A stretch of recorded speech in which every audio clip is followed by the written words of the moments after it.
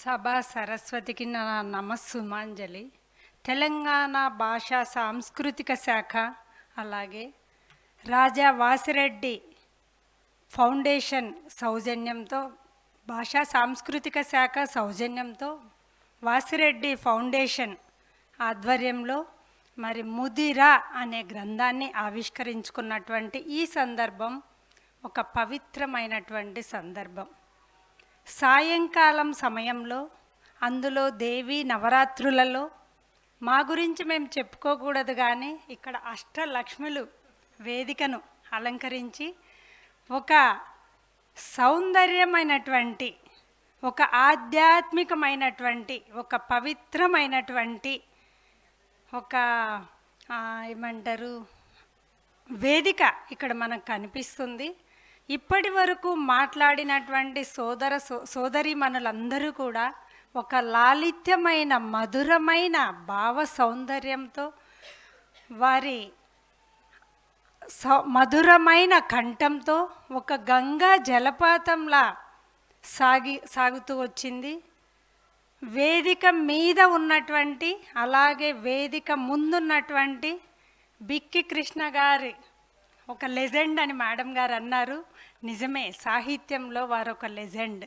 ఒక కవిగా, జర్నలిస్టుగా, అలాగే పాత్రికేయునిగా, సాహితీవేత్తగా, సాహితీ పోషకులుగా, మరి ఉభయ రాష్ట్రాలలోనే గాక మన దేశం మొత్తంలో పరిచయం లేని వ్యక్తి వారు. అలాంటి వారు ఉన్నటువంటి ఈ వేదిక, ఇలాంటి వర్షము ఎప్పుడు పడుతుందో తెలియనటువంటి కాలం ఇది అకాల వర్షమో కాలవర్షమో కానీ మొత్తానికి సకాలమైన అకాలమైన అనుకోని సమయంలో వర్షం పడుతూ ఉన్నప్పటికీ వాసిరెడ్డి మల్లీశ్వరి అక్కగారి మీద ఉన్నటువంటి అభిమానం కానివ్వండి, గౌరవం కానివ్వండి, తెలుగు భాష అలాగే సాహిత్యం మీద ఉన్నటువంటి గౌరవాభిమానాలతో ఇంతమంది ఈ కార్యక్రమానికి రావడం చాలా సంతోషదాయకం. అక్క ఎప్పుడూ చెప్తుంటారు, నా కార్యక్రమాలకు హాలు నిండుతుందో లేదో కానీ ఆ వచ్చిన కొంతమంది అయినా ఆత్మీయంగా, అభిమానంగా రావడం నాకు సంతోషాన్ని ఇస్తుందని. నిజమే, వారు హంగులు ఆర్భాటాలు లేనటువంటి వ్యక్తి. ఒక వ్యక్తిగా జన్మించి ఈరోజు సాహిత్యంలో ఒక శక్తిగా మారినటువంటి స్త్రీరత్నం వాసిరెడ్డి మల్లీశ్వరి గారు. వారి వ్యక్తిత్వంలో కానీ సాహిత్యంలో కానీ వారికంటూ ఒక ప్రత్యేక ముద్ర ఉంది. ఎవరికీ సాటి రారు, తన ముద్ర తనదే. సాహిత్యంలో వారి పేరు లేకున్నా ఎవరైనా కవులము. గొప్పతనం ఏంటంటే, మన కవిత కింద మన పేరు లేకున్నా మన కవితను, మన శైలిని బట్టి ఇది ఎవరు రాశారో గనక గుర్తిస్తే అది కవుల యొక్క గొప్పతనం. అలాంటి ముద్రను సంపాదించినటువంటి కవయిత్రి రాజా వాసిరెడ్డి మల్లీశ్వరి గారు. మా అక్క ఎప్పుడు చెప్తుంటారు, నా కవితలను ఎవరైనా సమీక్ష చేయమన్నా, అబ్బా మీ కవితలు మాకు అర్థం కావు అంటారు అని. నిజమే, అక్కడే ఉంది ప్రత్యేకత. పిల్లలకు, బాలలకు అంటే ఒక్కొక్కరిది ఒక్కో శైలి. మీ శైలి, ఒకరి శైలి ఇంకొకరికి అనుసరిద్దామన్నా రాకపోవచ్చు.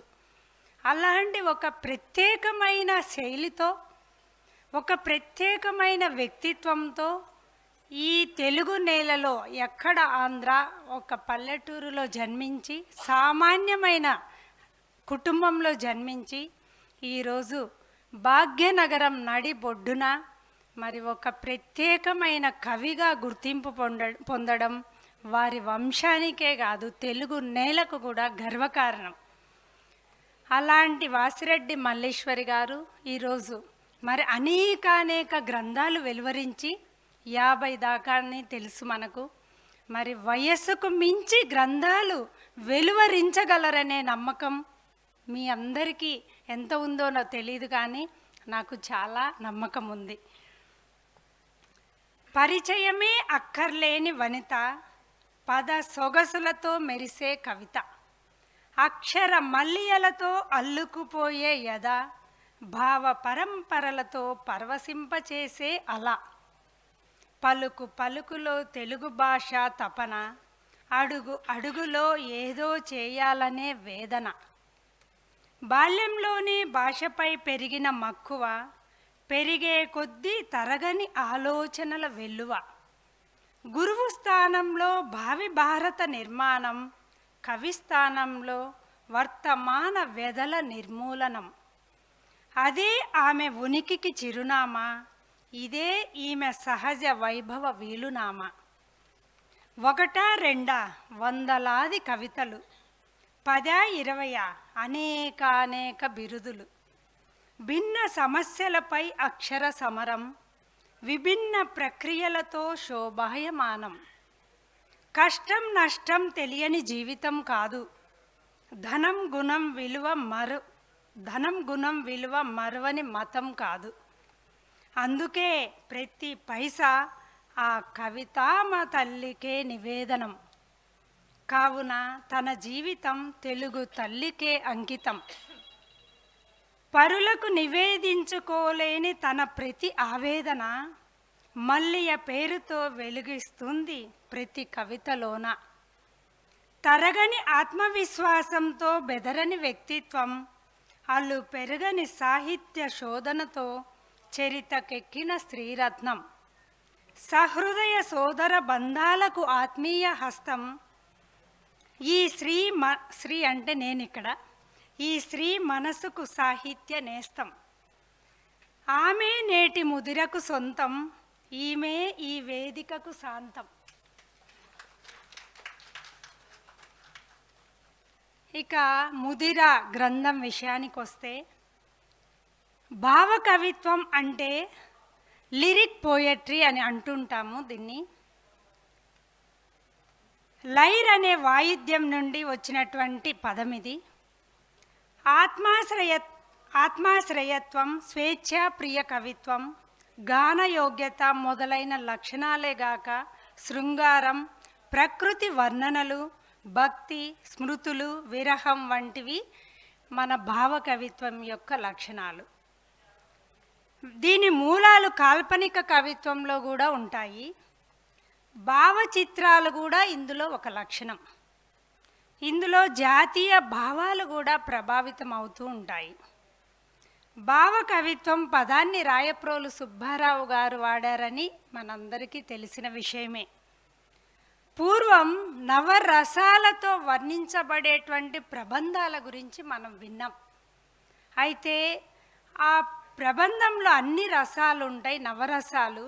అలా కాకుండా రసమునకు అంగములైన భావములలో ఏ ఒక్కదాన్నో వర్ణించి, అది ఏ రసమునకు ఏ భావమో చెప్పబడక వాటి స్వభావాన్ని మాత్రమే వర్ణించి రాసినటువంటి కవిత్వాన్ని భావకవిత్వం అంటారు. భావకవులు దేవులపల్లి కృష్ణశాస్త్రి కానీ, రాయప్రోలు సుబ్బారావు గారే కానీ, వారి కవిత్వం మనం అక్కడో ఇక్కడో వింటూ చదువుతూ ఉంటాము. నేడు మనకు మన ప్రముఖ గజల్ కవయిత్రి, మనందరికీ సుపరిచిత రచయిత్రి అయినటువంటి రాజా వాసిరెడ్డి మల్లీశ్వరి గారు వ్రాసిన ముదిర గ్రంథం ఆవిడ అనుభూతుల సాగరం, అనుభవాల సరోవరం అని చెప్పాలి. ఏ దిక్కుల మొగసాల వైపుకో అనే కవితతో ప్రారంభించి నిన్న అనే దీర్ఘ కవితతో ముగిస్తారు. ఇక్కడ చాలామంది మన సోదరీమణులు ముదిర గ్రంథంలోని అనేక కవితలను అద్భుతమైన విశ్లేషణ చేశారు. నేను 1-2 కవితలు మాత్రమే తీసుకొని రేఖామాత్రంగా విశ్లేషించి, మరి మల్లీశ్వరి గారు చాలామందికి తెలుసు కానీ వారు ఎన్ని గ్రంథాలు రాశారు, వారు పొందిన బిరుదులు, సన్మానాలు ఎంతమందికి తెలుసు అనేది నా ప్రశ్న. కాబట్టి వాటి గురించి ఒక 5 నిమిషాలు మాట్లాడాలనుకున్నాను. చివరగా కాలమెప్పుడు అనే కవితలో, కాలమెప్పుడు ఇలాగే నేనున్నా లేకున్నా నెగడై సూర్యోదయాస్తమయాలతో ఆడుకుంటూ చీకటి వెలుగుల్ని సింగారించుకుంటూ ప్రేరణనిస్తూ నిర్వేశాల తోస్తూ యుద్ధ సంసిద్ధతను అశ్రద్ధ చేయిస్తూ పూచే పూలెప్పుడు కొమ్మనే ఉండవంటూ కలిసిన మనసులెప్పుడు అలాగే ఉండవంటూ ఈ విధంగా ఆవిడ కవితను వ్రాస్తూ కాలం ఎప్పుడు అమలినమై అలౌకిక ఆనందాన్ని ఇస్తుందనే భావాన్ని చెబుతారు. కాలాన్ని మరి మనం చూస్తూ ఉన్నాము. ఆ కాలం 10 సంవత్సరాల క్రితం ఎలా ఉంది, ఇప్పుడు ఎలా ఉంది, మున్ముందు ఎలా ఉండబోతుందో కూడా మనం ఊహించగలం. ఇది వరకు జనరేషన్ చేంజ్ అంటే 10 సంవత్సరాలు అనుకునేవాళ్ళు. ఇప్పుడు 5 సంవత్సరాల తేడాతోనే జనరేషన్ మారింది అంటే 5 ఏళ్ళు తేడా. మనకు మన పిల్లలు కూడా ఒక 20 సంవత్సరాలు ఉంటే వాళ్ళ తర్వాత 2 జనరేషన్స్ను మనం చూస్తున్నాం. అందులో మార్పులను మారుతున్న ప్రకృతితో పాటు అంటే విచ్చలవిడిగా మనం చూస్తున్న వికృతిని కూడా ఆశ్చర్యంగా చూడాల్సి వస్తుంది. అలాంటి కాలాన్ని తను అద్భుతమైన కవిత్వంలో రాయడం జరిగింది. అయితే భావ కవిత్వం అనగానే చాలామంది ఒక శృంగారం గురించో ప్రేమ గురించో అట్లా అనుకుంటారు. కానీ మల్లీశ్వరి అక్క గారి కవితలు భావ కవిత్వమే అది. కానీ ఒక మంచి సందేశం ఉంటుంది. మారుతున్న కాలానికి తగ్గట్టుగా ఏమేమి వింత పోకడలు సమాజంలో జరుగుతున్నాయో ఆ పోకడలను తన అనుభవంలో చూసిన, తన జీవితంలో అంటే పుట్టినప్పటి నుంచి ఈరోజు అంటే ఒక 10 సంవత్సరాల నుంచి గ్రంథాలు తీసుకొచ్చారేమో, కానీ ఒక కవి ఒక గ్రంథాన్ని వెలువరించారంటే ఆ గ్రంథం అక్షర రూపంలో ఇప్పుడు రావచ్చు, కానీ ఆ గ్రంథంలో ఉన్న అక్షరాలు, పదాలు, వాక్యాలు, కవితలు అవన్నీ కూడా మన మస్తిష్కంలో ఎప్పటి నుంచో గూడు కట్టుకున్నటువంటివి, పేపర్ మీద దాచకున్నా ఇక్కడ దాచినటువంటివి. అవన్నీ కూడా తన జీవితంలో చూసిన ప్రతి సంఘటనను అందులో స్త్రీ కోణంతో చూసి, ఇక్కడ ఒక బాలిక, ఒక అమ్మ, ఒక ఉపాధ్యాయురాలు, ఒక కవి యొక్క అంతర్గత భావాలు మనకు కనిపిస్తాయి. ఒక ఉపాధ్యాయురాలిగా మరి హైదరాబాద్ పబ్లిక్ స్కూల్లో సుదీర్ఘకాలం, దాదాపు 30 సంవత్సరాలు అనుకుంటా, సుదీర్ఘకాలం పనిచేసినటువంటి వారు, అనేక మందిని తీర్చిదిద్దినటువంటి వారు, అనేక రకాల మనస్తత్వాలను చూసి, నేను కూడా ఒక టీచర్నే, అనేక రకాల మనస్తత్వాలను మనం చూస్తాం. అక్కడ పిల్లల మనస్తత్వాలే కాదు, వాళ్ళ తల్లిదండ్రుల మనస్తత్వాలు కూడా బేరీజు వేసుకొని వాళ్ళ ప్రకారంగా నడుచుకున్నటువంటి, ఒక్కొక్కసారి సర్దుకుపోయేటువంటి తత్వం కూడా పెరగాలి, టీచర్లకు పెరుగుతుంది. అలాంటి ఎన్నో రకాల మనస్తత్వాలు చూసి ఆ కాలానికి అనుగుణంగా సాగుతూ మరి వాటన్నింటిని కూడా ఈ ముదిరలో ఒక స్త్రీ కోణంతో చూసినటువంటివి. అవేగాక ఒక ఉపాధ్యాయురాలిగా, ఒక కవయిత్రిగా, రచయిత్రిగా చూసినటువంటివి. ఒక కవి అంటే సమాజంలో జీవించేవాడు సాధారణ మానవుడు, కానీ సమాజం కొరకు జీవించేవాడు కవి. ఆ కవి యొక్క ప్రత్యేకత మేడం గారు అన్నట్లు మరి మనకు 64 కళలు ఉన్నాయి. 64 కళలను ఆ కళాకారుల కంటే కవిది ప్రత్యేకమైనటువంటి, ఎవరిది అంటే దేనికి అదే గొప్పది. ప్రతి కళాకారుడు గొప్పవాడే. అందులో కవి ఏంటంటే ప్రతి సంఘటనను తన మెదడులో దాచుకొని అంటే ఒక పరిష్కార దిశగా ఆలోచిస్తారు కవి. సాధారణ ఒక ఇంటికి వెళ్తే ఒక చిత్రకారుడు ఒక పెయింటింగ్, సాధారణ మానవుడైతే అబ్బా పెయింటింగ్ బాగుంది అంటారు. చిత్రకారుడు ఏ రంగులు వేశారు, ఎలాంటివన్నీ గమనిస్తారు. కవి ఆ చిత్రంలో ఉన్న దృశ్యాన్ని విశ్లేషించుకొని, మెదడులో విశ్లేషించుకొని ఒక ఇనప్పెట్టెలో దాచినట్టు దాచుకుంటాడు. ఆ చిత్రం ఒక బాగున్నటువంటి చిత్రము, లేదా రోడ్డు మీద చూసినటువంటి ఒక ప్రమాదము, లేదా మన ఫ్రెండ్స్, బంధువులు, మన చుట్టుపక్కల వాళ్ళు ఏదైనా చెప్పినా, మనం విన్నా, చూసినా అవన్నీ కూడా అక్షర రూపంలో రాయడానికి దాచుకుంటాడు కవి. అవన్నీ కూడా మనకి భావ కవిత్వంలో కనిపిస్తాయి. సమాజంలో సమస్యలను పరిశీలించి వాటికి స్పందించి వాటిని పరిష్కార దిశగా చూసేటువంటి ఒక సుకవి యొక్క లక్షణాలు మల్లేశ్వరి గారి కవితల్లో కనిపిస్తాయి. అయితే నాకు ఆశ్చర్యాన్ని కలిగించేటువంటి ఏంటంటే భావ కవిత్వంలో కూడా ఇది సాధ్యమా అని. అన్ని కవితల్లో ఒక సందేశం, చివర ఒక పాట అయినా, కథ అయినా, ఒక పద్యమైనా, ఒక ఆర్టికల్ అయినా మనము సమాజానికి ఒక సందేశాన్ని ఇవ్వాలనేది నా అభిప్రాయము. నేను అంత పెద్దదాన్ని కాదు, ఇక్కడ మహానుభావులు ఉన్నారు, సాహితీవేత్తలు ఉన్నారు. నా అభిప్రాయం అయితే ఒక మనిషిని, ఒక వ్యక్తిని చైతన్యంలోకి తీసుకురావాలి, నిర్లిప్తత నుండి చైతన్యంలోకి తీసుకురావాలి, నిరాశ నుండి ఆశలోకి తీసుకురావాలి, చీకటి నుండి వెలుగులోకి తీసుకురావాలి. అది కవుల యొక్క లక్షణం. అది భావ కవిత్వంలో ఆ సందేశాన్ని మళ్ళీ సందేశాన్ని పెట్టడం అంటే అంత సులభం కాదు. ఏది ఏమైనా ఆమె శైలిలో ఒక ప్రత్యేకత కనిపిస్తుంది మనకు. అది అనుసరించాలన్నా రాదు కావచ్చు. అట్లని ఇతరుల శైలి, నా శైలి, మీ శైలి తక్కువ అని చెప్పట్లేదు. తన శైలి ఒక ప్రత్యేకత సంతరించుకుంది. తన పేరు లేకున్నా ఇది మల్లేశ్వరి గారి కవిత, మల్లేశ్వరి గారి రచన అని ఇట్టే చెప్పవచ్చు. చూడకున్నా విన్నా కానీ చెప్పవచ్చు. అలాంటి ఒక ముద్రను సాధించుకున్నటువంటి మల్లేశ్వరి అక్కకు ఈ సందర్భంగా శుభాకాంక్షలు తెలుపుతూ, మరి ఈ ముదిర గ్రంథం 50వ గ్రంథం అక్క, 50వ గ్రంథం అర్ధ శతాబ్దాలు అంటే రచనల్లో, సాహిత్యంలో అర్ధ శతాబ్దాన్ని సాధించినటువంటి అక్కకు ఈ తెలుగు భాషలో ఉన్నటువంటి అనేక మంది కవుల తరపున హృదయపూర్వక శుభాకాంక్షలు తెలుపుతున్నాను. అమ్మ గురించి ఎంతోమంది కవితలు రాశారు. ఎన్ని కవితలు రాసినా, ఎన్ని చదివినా ప్రతి ఒక్కరి కవిత ఒక ప్రత్యేకమైనటువంటి, ఒక అద్భుతమైన అనుభూతిని కలిగిస్తుంది. అలాగే అక్క కూడా రాసినటువంటి వారి అమ్మగారి గురించి మరి వినిపించారు ఆ కవిత, అందుకే నేను వినిపించట్లేదు.